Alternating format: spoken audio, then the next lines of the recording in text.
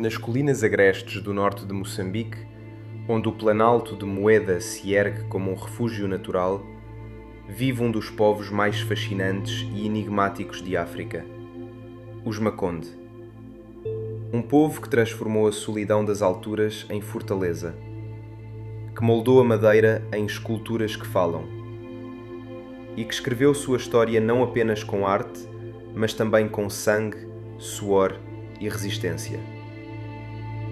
Este é o povo que desafiou impérios, que carregou lendas de origens misteriosas e que permanece, até hoje, como guardião de um legado que ultrapassa fronteiras e gerações. Sejam todos bem-vindos ao canal Coisas da África. Conhecereis a vossa história, e a vossa história vos libertará.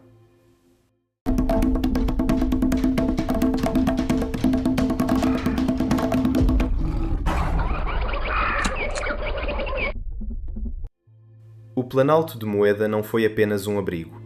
Ele foi um campo de provas.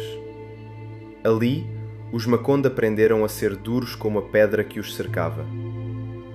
As ladeiras íngremes, a floresta densa e a dificuldade de acesso transformaram-se em aliados. O isolamento os manteve distantes da escravidão maciça e das primeiras ondas coloniais, mas também os obrigou a viver em constante luta contra a fome, os invasores e os próprios limites humanos. Nasceu ali a fama de um povo guerreiro, que preferia morrer no cume a ajoelhar-se no vale. Mas será que os Makonde nasceram realmente em Moeda? Ou suas raízes estão em terras mais distantes? Uma tradição oral ousa afirmar que eles vieram do oeste, fugidos de perseguições em regiões que hoje pertencem à Angola. Teriam cruzado florestas e savanas até encontrarem no rio Rovuma o marco de uma nova vida. Esse mito fala de um êxodo doloroso, de uma fuga forçada pela guerra ou pela fome, até o isolamento nas montanhas. Os anciãos contam que foi ali, no cimo das rochas, que os Makonde se reinventaram. Pesquisadores, no entanto, são cautelosos. Faltam provas arqueológicas e registros escritos que confirmem essa travessia. Para muitos, é uma lenda formadora, uma narrativa que dá sentido à resistência. Ainda assim, esse mito é poderoso. Ele carrega a ideia de que os Makonde não apenas sobreviveram ao exílio, mas transformaram a dor em força, criando uma identidade capaz de enfrentar qualquer inimigo. Entre os Makonde, a história não começa com reis ou conquistas, mas com o barro e o sopro da vida. Os mitos contam que a primeira mulher foi moldada da argila e ganhou vida pela intervenção divina. A partir dela, surgiu a humanidade Makonde, destinada a habitar o Planalto, a esculpir, a guerrear e a resistir. A guerra sempre esteve presente. Contra vizinhos, contra traficantes de escravos, contra um invasor colonial. Os Makonde desenvolveram táticas de guerrilha muito antes da palavra existir. Aproveitavam as montanhas, conheciam cada trilha, cada árvore. Eram mestres em ataques rápidos, em desaparecer na floresta como sombras.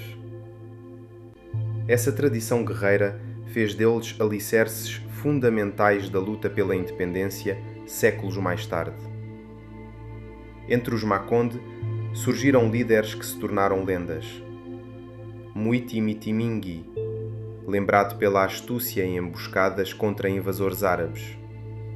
Namatil, cuja bravura é cantada em rituais, teria preferido o sacrifício à rendição. Séculos depois, foi também no Planalto de Moeda que rebeldes se levantaram contra o colonialismo, escrevendo uma página sangrenta conhecida como o Massacre de Moeda, em 1960. Episódio que acendeu a chama definitiva da independência. O sangue derramado ali tornou-se símbolo de um povo que nunca aceitou viver acorrentado. Se a guerra deu aos Makonde fama de guerreiros, a arte lhes deu imortalidade. nenhum outro povo africano alcançou tamanha notoriedade na escultura. Suas peças, chamadas Mapico e Ujamaa, não eram apenas decoração, mas discursos visuais. Cada máscara, cada entalhe, era uma forma de registrar a memória coletiva, de criticar injustiças, de ensinar valores. A arte era também uma arma, porque dizia aquilo que o colonizador queria calar. Os Makonde não lutaram sozinhos. Em muitas ocasiões, seus vizinhos, incluindo grupos Yao e Makua, foram aliados ou rivais, dependendo do tempo e da necessidade. Durante o tráfico de escravos, a unidade era frágil e muitos povos se voltaram uns contra os outros. Mas quando a ameaça maior veio com a colonização europeia, os Makonde e outros grupos encontraram um terreno comum: a necessidade de resistir. A guerra deixou marcas profundas, mas também criou uma teia de solidariedade que alimentaria o nascimento da Frelimo. Não é exagero dizer que os Makonde foram o coração da resistência moçambicana. Suas aldeias tornaram-se campos de treino, suas florestas, trincheiras naturais. Muitos dos primeiros combatentes da Frelimo eram Makonde, e foi no norte que as primeiras vitórias contra o colonialismo foram conquistadas. Até hoje, entre os veteranos de guerra, o nome Makonde é pronunciado com respeito e temor. Hoje, os Makonde são lembrados como escultores geniais, guerreiros indomáveis e guardiões de uma história que mistura mito e realidade. São também protagonistas de debates sobre identidade, origem e pertença. Teriam vindo de Angola? Teriam surgido no Planalto? A verdade talvez esteja nos dois lados, na ciência que procura provas e na memória coletiva que guarda significados mais profundos que a própria história escrita.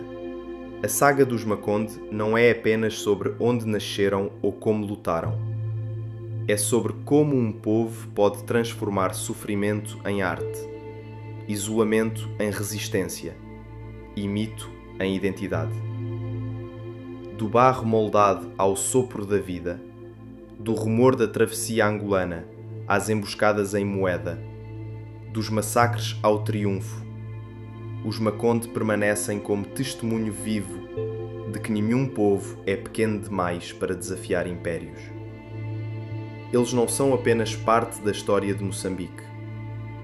São, na verdade, a prova de que a África resiste, reinventa-se e nunca esquece. Obrigado por assistir ao vídeo até aqui. Se esta história emocionou-te ou fez-te vibrar com as riquezas culturais existentes em Moçambique, na África, então partilhe o vídeo com demais pessoas para que descubram essa paleta vibrante de cores culturais e etnias que compõem Moçambique. Os Makonde são um povo forte e resistente, guerreiros que se adaptaram à filosofia da vida e construíram seu próprio legado. Como órfãos ou esquecidos, mas deram seu nome a conhecer, hoje são mais do que respeitados, são temidos. Deixe seu like, um comentário amigo e até a próxima história.